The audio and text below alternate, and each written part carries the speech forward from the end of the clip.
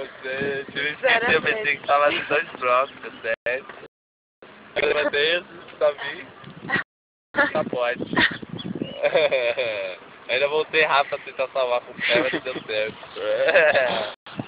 Foi um susto, porque você tá tendo uma ideia assim, sabe? 1000 graus. Aí eu bebê do nada assim, Tipo aquele negócio que eu tava falando da praça, só que estiver começando a lembrar. É eu assim, pra você ver como é que é isso aqui. E quando me deu um susto também. Se lembra quando o Camunga me deu um susto que eu caí no banco da praça também? Eu acho que eu não tava não.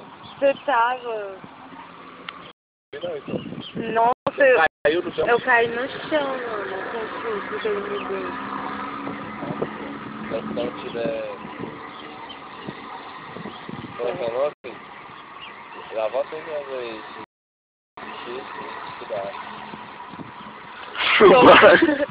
Soprou no coração, né? É o pronome de Eu? Não é você não, é tipo... Já tá confundindo as coisas. Fala aí, Rafa. Qual é o nome do bagulho que você tem quando você tomar susto e sobe, Rafa? É sopro no coração mesmo. Ataque cardíaco, né? É. O que mais? É, ataque fulminante, ataque... Eu assisti um filme uma vez, ela quase caiu, morreu comendo pipoca.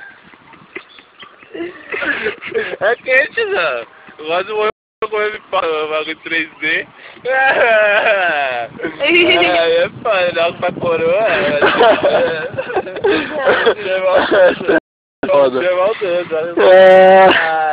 Aí pro Face, né? Vai pro Face, 3D é bom. Vai mesmo.